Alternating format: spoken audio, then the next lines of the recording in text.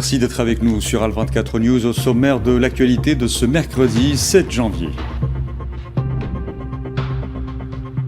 La coalition menée par l'Arabie Saoudite au Yémen effectue des frappes préventives contre le sud du pays. L'objectif est le fief du chef des forces séparatistes à Aidarus al-Zubaydi en fuite.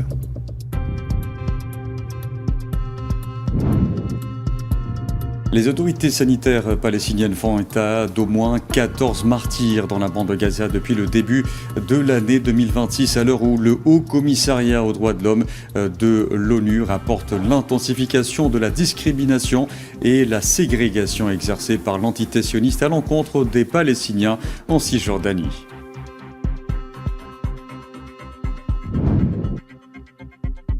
Le ministère de la Défense britannique annonce avoir frappé un soutien opérationnel aux États-Unis dans la saisie dans l'Atlantique Nord d'un pétrolier battant pavillon russe, poursuivi depuis plusieurs jours par les gardes-côtes américains.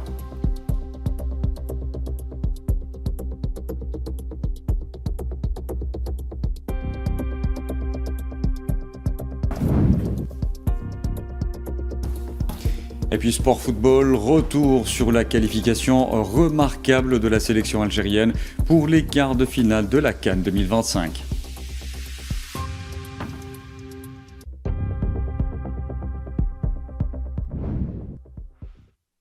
Bonsoir à tous. La coalition menée par l'Arabie Saoudite au Yémen a effectué ce mercredi des frappes préventives contre le sud du pays. L'objectif est le fief du chef des forces séparatistes, Aidarus al-Zubaydi, qui est introuvable. Il devait se rendre ce mercredi à Riyad pour des pourparlers afin de mettre un terme au conflit entre son groupe et le gouvernement reconnu par la communauté internationale. Al-Zubaydi, soutenu par les Émirats arabes unis, a été destitué et déféré devant le procureur général pour haute trahison.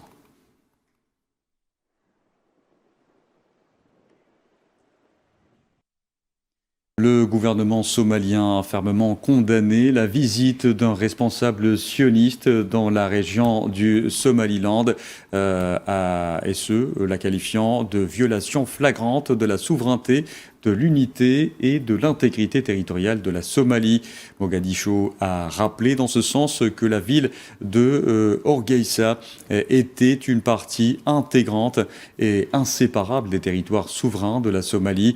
La réaction du gouvernement somalien intervient alors que plusieurs pays et organisations internationales ont appelé l'entité sioniste à revenir immédiatement sur sa décision de reconnaître la région du Somaliland, réaffirmant leur soutien à l'unité territoriale de la Somalie.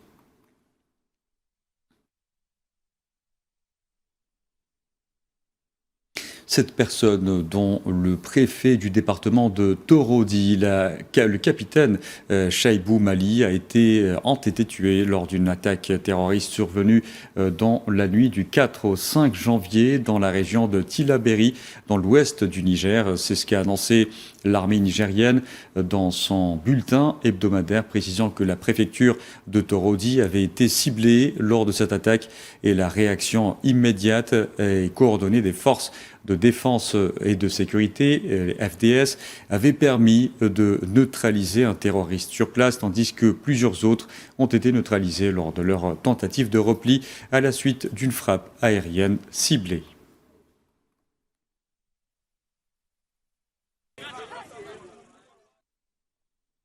Toujours en Afrique, l'afflux massif de réfugiés congolais au Burundi met les services de santé sous forte tension et entraîne la saturation des camps de réfugiés dans l'est du pays. C'est ce qu'a indiqué l'UNICEF, précisant que depuis le 5 décembre, plus de 100 000 réfugiés congolais et rapatriés burundais avaient trouvé refuge au Burundi. Cette alerte du Fonds onusien intervient alors qu'une épidémie de choléra est en cours dans cette zone, dont le dernier décompte épidémiologique en date du 29 décembre dernier fait état de 26 nouveaux cas de choléra.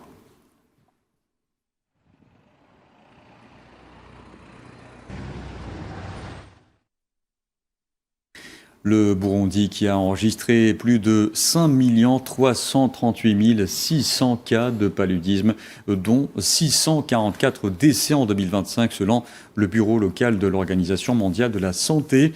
À Bujumbura, commentant ce taux, le ministère burundais de la Santé a indiqué que c'est plus que le double de cas de paludisme enregistrés en 2024.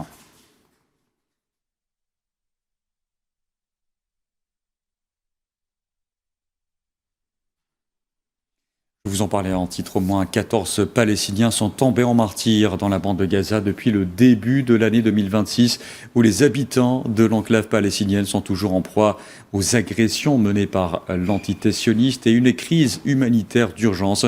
Selon les autorités sanitaires de Gaza, ce mercredi, un civil palestinien a été tué par des tirs de drones sionistes à l'est de Khan Younes.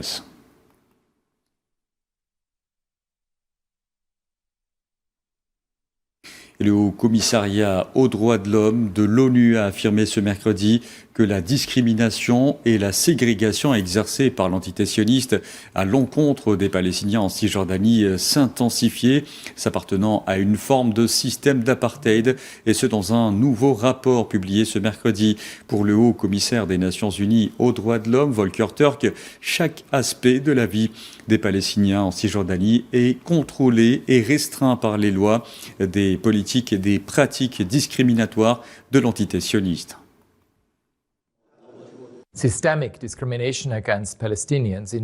La discrimination systémique à l'encontre des Palestiniens dans le territoire palestinien occupé est une préoccupation de longue date qui dure depuis des décennies. Et la situation s'est considérablement détériorée depuis au moins décembre 2022. Les autorités israéliennes traitent les colons israéliens et les Palestiniens résidant en Cisjordanie selon deux corpus juridiques et politiques distincts, ce qui entraîne un traitement inégal sur de nombreux points essentiels. Les droits des Palestiniens en Cisjordanie sont systématiquement bafoués, qu'il s'agisse d'accéder à l'eau, à l'école, aux soins hospitaliers, de rendre visite à la famille ou aux amis, de récolter les olives. Chaque aspect de la vie des Palestiniens en Cisjordanie est contrôlé et restreint par les lois politiques et pratiques discriminatoires d'Israël. Israël viole le droit international qui exige des États qu'ils interdisent et éradiquent la ségrégation raciale et l'apartheid.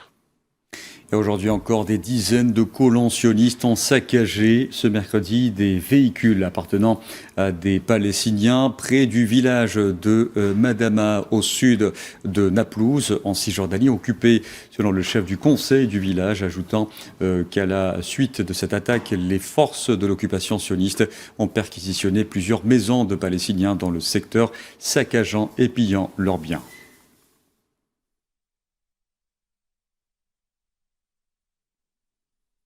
Par ailleurs, plus de 621 colons sionistes ont pris d'assaut ce mercredi l'esplanade de la mosquée Al-Aqsa dans la ville d'Al-Quds, occupée sous la protection des forces de l'occupation sioniste. Les colons qui se sont introduits dans l'enceinte de la mosquée sainte ont accompli des rituels talmudiques et provocateurs dans ces cours.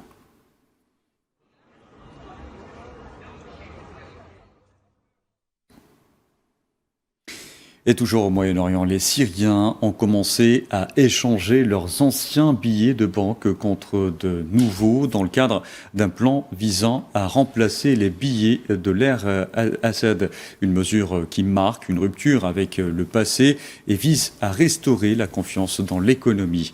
Amala Mziane-Zitouni. Dans les banques ou devant les bureaux de transfert d'argent, les Syriens font la queue pour recevoir leurs nouveaux billets en échange des anciens. Une nouvelle monnaie entrée en vigueur en ce début d'année. Le gouvernement d'Al-Sharah cherche à reconstruire les institutions de l'État et à relancer l'économie nationale. À l'image d'Adib Al-Hafi, un employé syrien à la retraite, beaucoup de citoyens sont contents de compter leurs nouveaux billets. Il y a une grande différence, vraiment une très grande différence. Tout d'abord, il y a une transaction avec l'ancienne monnaie. Nous devons la transporter dans de grands sacs poubelles ou quelque chose du genre et nous avons peur de nous faire voler. Tout le monde sait que la différence tient à 2 euros. C'est moins cher, meilleur et plus léger. 2 zéros supprimés pour juguler l'inflation, faciliter les transactions du quotidien et restaurer la confiance des citoyens à la livre syrienne, fortement dévaluée après plus d'une décennie de guerre, de sanctions et d'isolement financier. Les Syriens font preuve d'optimisme tout en se préparant à une période d'adaptation à la nouvelle monnaie. Bien sûr que ça crée de la confusion, à 100%. Ça crée de la confusion pendant un mois, voire plus, le temps que les gens s'y habituent. Certaines personnes font des erreurs. Par exemple, dans certains magasins où je suis allé, j'ai vu des prix affichés avec l'ancienne et la nouvelle monnaie. Ils commençaient avec des zéros et d'autres sans.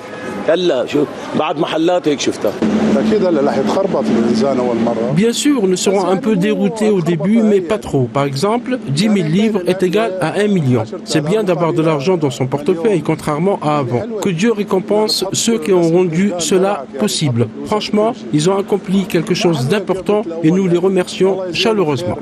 Une nouvelle monnaie pour tourner la page. Certains banquiers ont exprimé leur crainte que la nouvelle monnaie n'entraîne une hausse de l'inflation et n'érode davantage le pouvoir d'achat des Syriens déjà durement touchés par la flambée des prix. Mais le gouverneur de la Banque centrale a déclaré que l'opération se déroulerait par un échange sans heurts et de manière ordonnée.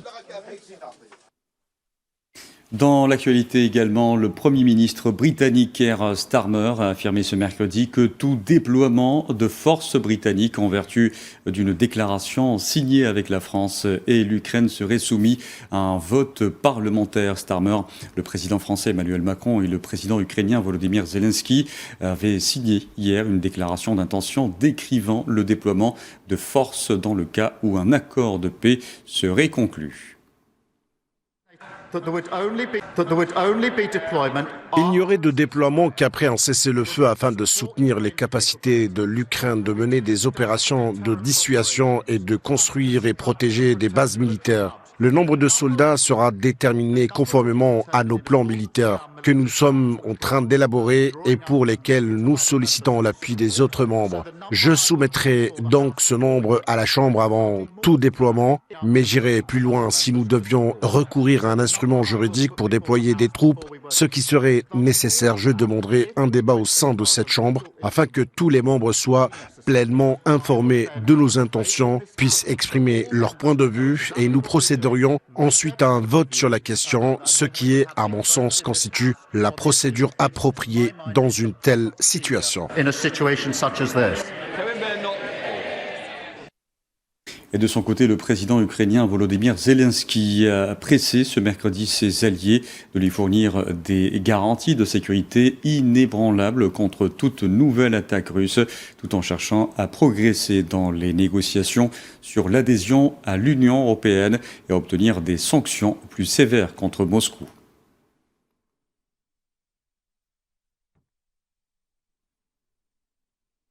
L'hypothèse d'une intervention militaire américaine au Groenland, évoquée par la Maison-Blanche comme l'une des options sur la table, met l'Alliance Atlantique sous une pression inédite. Et Safouane Bessabri y revient.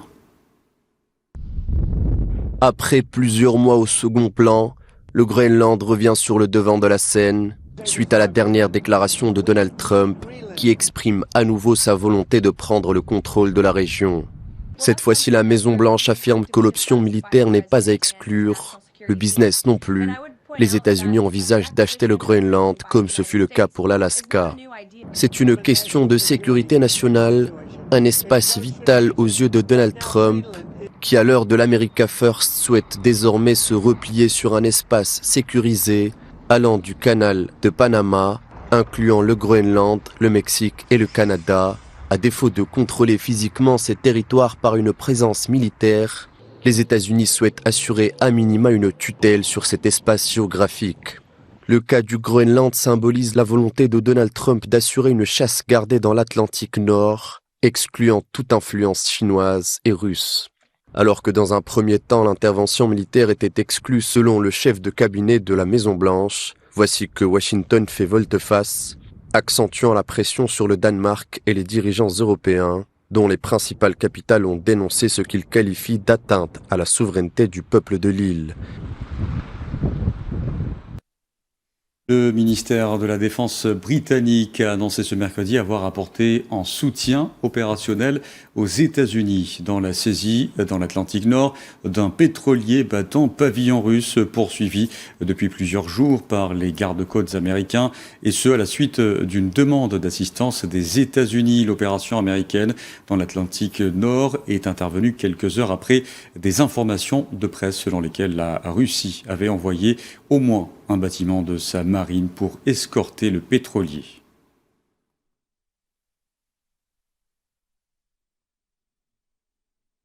Dans ce même contexte, Madrid a indiqué ce mercredi que les entreprises espagnoles présentes au Venezuela, dont le géant pétrolier Repsol, demeuraient sereines et conscientes qu'elles pouvaient compter sur le soutien de l'exécutif en cas de besoin. Ces déclarations interviennent alors que l'Espagne a prévenu qu'elle ne reconnaîtrait pas une intervention américaine au Venezuela qui violerait le droit international.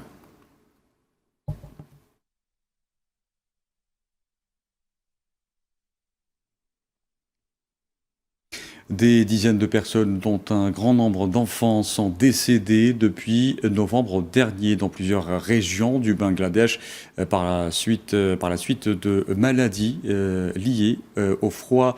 D'après la Direction générale des services de santé dépendant du ministère bangladais de la Santé, 43 personnes sont décédées d'une infection respiratoire aiguë dans l'ensemble du pays depuis le 1er novembre dernier.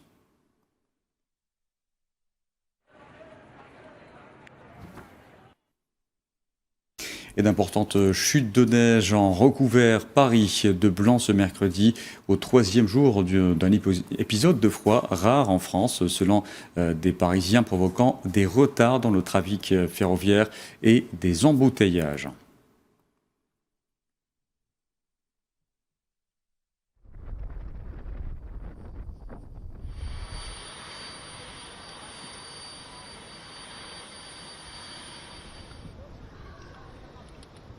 Je trouve que la neige à Paris, c'est tellement rare, c'est magnifique. Et là, ce matin, je me suis dit, j'ai envie d'aller à Montmartre pour avoir un souvenir de la neige à Montmartre. Et donc, je trouve que, je sais pas, il y a comme une légèreté, on se sent libre en voyant la neige. C'est ce que j'ai ressenti en tout cas ce matin lorsque je suis sortie de la maison.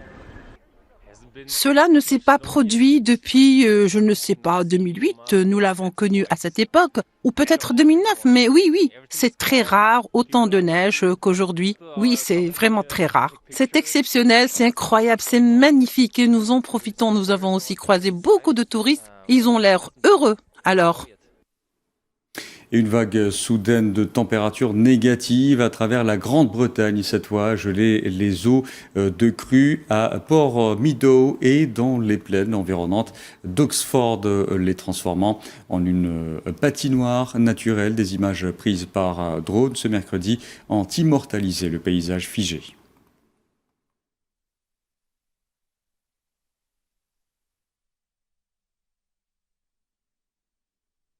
Alors que l'Europe grelotte sous un froid polaire, l'Australie suffoque sous la chaleur. Les autorités australiennes ont émis ce mercredi des alertes d'évacuation alors que les régions du sud du pays étaient frappées par une vague de chaleur et des feux de brousse.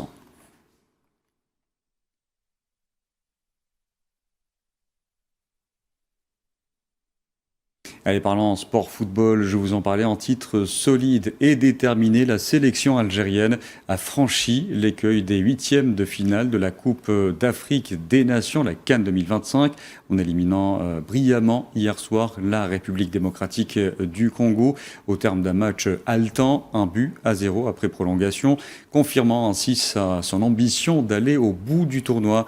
Une qualification arrachée au mental et à la maîtrise collective qui vient confirmer le retour des Verts au plus haut niveau continental. Suite à cette qualification pour les quarts de finale, Vladimir Petkovic, le sélectionneur des Verts, a reconnu avoir disputé un match difficile, mais que ses joueurs n'avaient pas démérité. È stata una partita vera. Ce fut un vrai match disputé par les deux équipes. On a bien joué, on a été fort tout au long du match. Au final, nous avons gagné. Je pense que nous méritons cette victoire au vu du score. Félicitations à mes joueurs qui ont tenu près de 2/3 du match pour mettre en échec l'adversaire. Je suis sûr que nous pourrons encore progresser lors du prochain match contre le Nigeria, car pour une fois, nous avons un adversaire que tout le monde considère comme favori. Nous devons rester humbles, respecter cela, mais essayer de proposer notre jeu et de gagner. Et dans les tribunes des Léopards, un visage du passé a défié le présent. À chaque match, Michel Kouka Mbouladinga, sosie volontaire de Patrice Lumumba, a transformé les tribunes en un lieu de mémoire. Quand le football devient le théâtre silencieux de l'histoire, c'est le récit de Tinhinel Makassi. À chaque match des Léopards, il apparaît dans les tribunes. Costume sombre, lunettes épaisses, regard grave. La posture, la coupe de cheveux, tout est dans le détail. L'illusion est presque parfaite. Dans les gradins, c'est Patrice Lumumba, qui semble avoir pris place, défiant le temps. Il oublie. Chaque rencontre de la sélection congolaise voit réapparaître cet homme, Michel Kouka Mbouladinga. Plus qu'un simple supporter, il semble habité par l'esprit de Lumumba.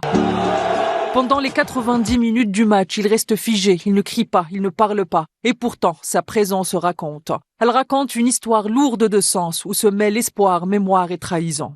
Patrice Lumumba n'est pas n'importe quel personnage de l'histoire. Premier ministre du Congo, indépendant. Il incarne l'idéal d'une Afrique libre, unie et maîtresse de son destin. Son assassinat en 1961 par une machination occidentale avec des complicités internes reste à nos jours un symbole des promesses brisées et des idéaux sacrifiés sur l'autel de la réelle politique. Au milieu des chants, des drapeaux et des fumigènes, l'homme paré en Lumumba transforme la CAN 2025 en un lieu de mémoire et de réflexion. Le football devient une scène où l'histoire et la passion se croisent, où chaque but résonne avec écho d'un passé que le temps n'a pas effacé. Dans cette ironie poignante, Lumumba semble sourire invisible mais présent, rappelant que l'esprit d'une nation ne meurt jamais, même lorsque la réelle politique préfère le compromis à la justice. Que cette présence se manifeste si loin de la République démocratique du Congo laisse les échos du passé se mêler au choix du présent. Voir l'ombre de Lumumba dans les gradins prend un poids particulier. Chaque regard figé, chaque silence imposé devient un murmure pour ceux qui savent lire entre les lignes. Certaines histoires persistent, même lorsque le monde semble vouloir les oublier. Voilà, et on arrive à la fin de ce journal. Merci à vous de l'avoir suivi. Vous pouvez revoir ce programme sur le site d'Al24 News ou à travers nos différentes plateformes en scannant le QR code qui s'affiche en bas de votre écran. Excellente soirée à tous.